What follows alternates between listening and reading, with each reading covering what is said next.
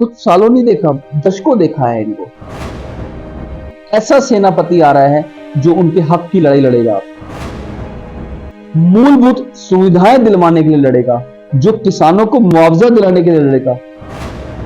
इनको मालूम है कि ये लोगों ने आज तक कोई काम नहीं किया, सिर्फ अपने नाम की राजनीति करी है। अंकित अल्घ से हुई बातचीत में उन्होंने बताया, जनसेवक क्रांति पार्टी को गुड़गांव लोकसभा में तैयारी करने के लिए बहुत कम समय मिला। आज की जनता पढ़े लिखे प्रत्याशी को सांसद बनाना चाहती है, लेकिन हमारी पार्टी के प्रत्याशी को जनता से खूब मिल रहा है जनता का आशीर्वाद। जब हमने मेवात का दौरा किया तो पाया कि चाहे कांग्रेस हो या भाजपा, सबने मिलकर मेवात को बर्बाद कर दिया। समय की कमी के चलते हम सोशल मीडिया के माध्यम से लोगों से अपील करते हैं कि एक बार हमारी पार्टी को आजमा कर देखें। नमस्कार दोस्तों, मैं हूं मनीष शर्मा और आप देख रहे हैं आपका अपना न्यूज चैनल न्यूज़शाला। चुनाव में महज 9 दिन बाकी हैं और ऐसे में जितनी भी राजनीतिक पार्टियां हैं वो अलग अलग तरीके से गुरुग्राम की जनता को लुभाने में लगी है।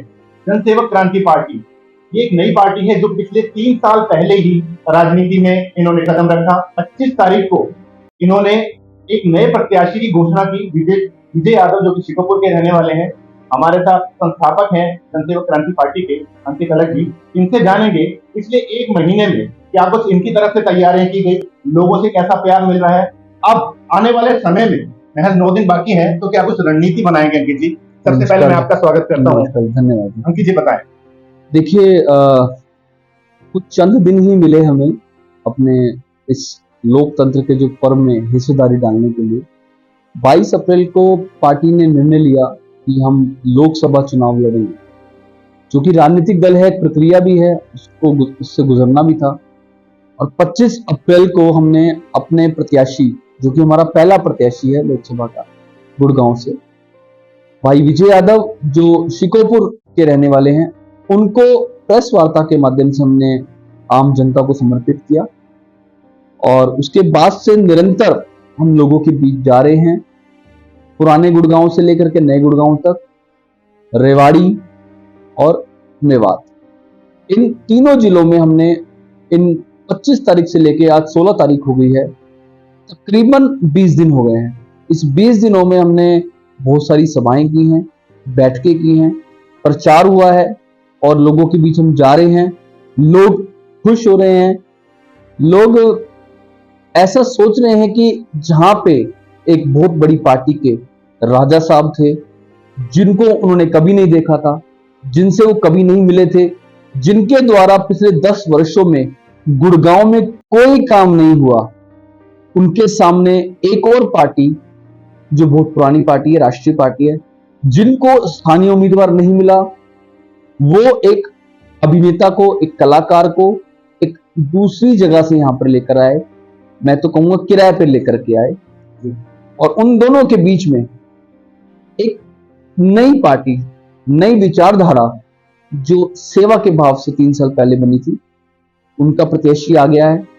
और लोग खुश हो रहे हैं कि चलो, राजाओं को टक्कर देने के लिए उनकी प्रजा में से कोई ऐसा सेनापति आ रहा है जो उनके हक की लड़ाई लड़ेगा, जो मूलभूत सुविधाएं दिलवाने के लिए लड़ेगा, जो किसानों को मुआवजा दिलाने के लिए लड़ेगा, जो बेरोजगार युवाओं को रोजगार दिलवाने के लिए लड़ेगा, जो गुड़गांव में एक अच्छा अस्पताल बनाने के लिए लड़ेगा, जो गुड़गांव में एक अच्छा बस स्टैंड बनवाने के लिए लड़ेगा, जो गुड़गांव की जो टूटी हुई सड़कें हैं उनको पक्का कराने के लिए लड़ेगा, और जो बुजुर्ग मातृशक्ति जो गुड़गांव के लोग हैं जो मजबूर हो चुके हैं उनको मजबूत बनाने के लिए लड़ेगा।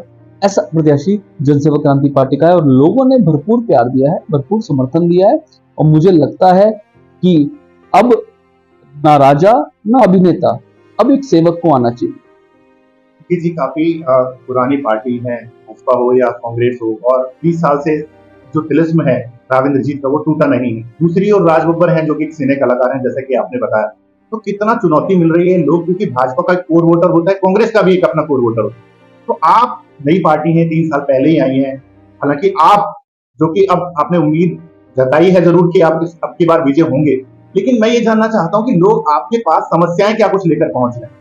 सबसे जरूरी सवाल ये है, और आपके पास अब क्या प्लान है, किस तरह से इन समस्याओं को सॉल्यूशन करेंगे अगर आपको आपकी पार्टी जीतती है तो? देखिए, जैसा कि आपने बताया कि इतने बड़े बड़े लोग हैं हमारे सामने जी, मैं तो कहता हूँ जीवन ही चुनौती है, और इस चुनौती भरे जीवन में और जो राजनीतिक दंगल होने जा रहा है, इसके अंदर इतने बड़े बड़े तुरम खां हमारे सामने हैं, लेकिन वो कहते हैं कि जब कोई व्यक्ति ऊपर जाता है तो वो नीचे भी आता है। जी।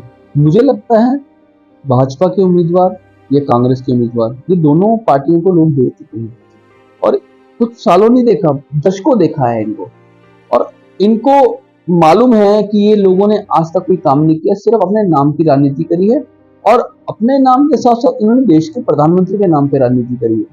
लेकिन अब ना लोग जागरूक हो चुके हैं, लोग समझदार हो चुके हैं, बुद्धिजीवी लोग भी अब राजनीति में रुचि रखने लगे हैं। तो मुझे लगता है लोग समझ रहे हैं कि अब जात पात और धर्म के नाम पे जो इन्होंने नफरत फैलाने का काम किया है, वो जाल में नहीं फंसने वाले हैं, और लोग अब अपने मुद्दे उठाने लगे हैं। आपने कहा कि क्या समस्या लेके आ रहे हैं, मैं कहता हूँ कौन सी समस्या नहीं लेके आ रहे हो, चाहे वो पीने के पानी की समस्या हो, चाहे वो जल भराव की समस्या हो, चाहे वो कूड़ा करकट उठवाने की समस्या हो, चाहे गुड़गांव में अस्पताल की समस्या हो, चाहे युवाओं के रोजगार की समस्या हो, चाहे वो क्या बोलते हैं अतिक्रमण जो होता है उसकी समस्या हो, चाहे वो पीला पंजा चलवाने की समस्या हो, चाहे नगर निगम में भ्रष्टाचार की समस्या हो। मैं कहता हूँ सारे के सारे मुद्दे जिन पे ये लोग बात नहीं करना चाहते, विकास के नाम पे बात नहीं करना चाहते, सिर्फ और सिर्फ धर्म के नाम पे बात करना चाहते हैं, जात और पात के नाम पे बात करना चाहते हैं, बिरादरियों को बांटने और काटने का और छाटने का काम करना चाहते हैं। तो लोग अब चाहते हैं मुद्दों की बात हो, और ये मुद्दे लोग लेकर के आ रहे हैं जो हमारे वर्तमान स्थानीय सांसद है वो कभी नहीं उठाते हैं। और देखिए विडंबना देखिए, वो उनको अहंकार बहुत है, उनको इतना अहंकार है कि उनको अपने जो लोग हैं, जो गुड़गांव के लोग हैं, उनके वोट की आवश्यकता ही नहीं है, वो खुद नहीं आते हैं वोट मांगने, उनके प्रतिनिधि, उनकी बिटिया, उनके सारे लोग वोट मांगने आ रहे हैं। और मैं तो अभी एक दो दिन पहले बयान भी सुन रहा था उनका कहीं पे कि मेवात के लोगों को तो पांव की जूती समझते आए हैं, उनको बोला कि भैया मुझे तुम्हारे वोट की कोई चिंता नहीं है, तुम दो या मत दो, मैं तो जीत ही जाऊंगा। तो जब इतना अहंकार चढ़ जाते हैं, कहते हैं रावण का भी अहंकार टूट गया था। तो देखिए अब समय आ गया है बदलाव का, और ये मौका है हमारे पास कि अगर हम इन लोगों को रोक पाए तो शायद गुड़गांव, मेवात और रेवाड़ी प्रगतिशील बन सकता है, नहीं तो वही हमें समस्याओं को लेकर के रोना पड़ेगा। किसी मेवात का आपने जिक्र किया, मेवात के लोग या तो कांग्रेस को ही वोट देते आए हैं आज तक, भाजपा का जो वोटर है वो वहां पर नहीं है, जैसा कि आप खुद बता रहे हैं। क्योंकि मैं ये जानना चाह रहा हूँ आपसे अंकित जी कि आपको लोगों का कैसा प्यार मिला वहाँ? देखिए अभी परसों हम मेवात गए थे, मेवात में फिरोजपुर झिरका विधानसभा है, उसमें एक दीवान गांव है, हम लोग वहां गए थे। वहां के लोगों ने पूरा प्यार दिया, पूरा समर्थन दिया। क्यों दिया मैं आपको उसका कारण बताता हूँ। भले ही कांग्रेस की सरकार रही हो, भले ही भाजपा की सरकार रही हो, लेकिन गुड़गांव के इतने नजदीक होने के बावजूद मेवात जिला पिछड़ा जिला कहलाता है। मेवात के अंदर आज तक रेलगाड़ी नहीं पहुंची है, मेवात के युवा को कोई रोजगार नहीं है, मेवात के गांवों में कोई भी विकास नहीं हुआ है। मेवात की जो तीनों की तीनों विधानसभाएं हैं आज भी पानी के लिए तरसती हैं, पानी के लिए तड़पती हैं, और सिर्फ वहां पे शांति को भंग किया जाता है, वहां पे भाईचारे को बिगाड़ा जाता है। मेवात का विकास इसी कारणों से रुका हुआ है क्योंकि ये लोग सिर्फ धर्म और जात पात की राजनीति करना चाहते हैं, ये लोग विकास की राजनीति नहीं करना चाहते हैं। और जनसेवक क्रांति पार्टी जब मेवात में गई तो लोगों को एक नया विकल्प नजर आया, नई उम्मीद नजर आई कि शायद ये युवा लोग आए हैं, हमारी समस्याओं को सुनेंगे, हमारे दर्द को सुनेंगे, हमारे दुख में दुख को सुनेंगे, और इन घावों को भरने के लिए उनके जैसा व्यक्ति को चाहिए जो उनको मलहम लगा सके, उनको पट्टी कर सके, उनको एक अच्छी जिंदगी दे सके। ऐसा व्यक्ति चाहिए, ना कि ऐसा व्यक्ति जो सिर्फ और सिर्फ वहां से वोट की गठरी बनाए और अपने क्या बोलते हैं जो देश की सबसे बड़ी पंचायत है उसके प्रधानमंत्री के पांव में डाल दे। ऐसा व्यक्ति नहीं चाहिए। और लोगों का क्या रिस्पॉन्ड आ रहा है, क्योंकि 9 विधानसभाएं, बहुत समय कम था आपके पास, तो कितनी आप किस तरह से पहुंच रहे हैं लोगों के पास, और लोगों का कैसा आपको सपोर्ट मिला? देखिए मैं ये कहना चाहता हूँ, वर्तमान में डिजिटलाइजेशन का जमाना है, क्योंकि हमें बहुत कम समय मिला लोकसभा के लिए, और हमने यथासंभव प्रयास किए लोगों तक पहुंचने के, चाहे वो बैठकों के माध्यम से हो, चाहे वो सभाओं के माध्यम से हो। लेकिन मैं फिर भी कहना चाहता हूं कि बहुत बड़ी लोकसभा है, हम सारी जगह नहीं पहुंच पा रहे हैं। तो मैं मीडिया के माध्यम से, सोशल मीडिया के माध्यम से, और व्हाट्सएप के माध्यम से लोगों से अपील करना चाहता हूँ, हाथ जोड़ के अपील करना चाहता हूँ कि बदलाव के लिए, एक नए परिवर्तन के लिए आप इस बार जन सेवक क्रांति पार्टी के जन सेवक भाई विजय यादव और हमारा जो चुनाव चिन्ह है गैस का सिलेंडर। देखिए, गैस का सिलेंडर आज हमारे देश में महंगाई का प्रतीक बन चुका है। इस गैस के सिलेंडर से ही इस महंगाई को हम कम करेंगे। तो आप इस बार नेता को ना चुन करके सेवक को चुनिए।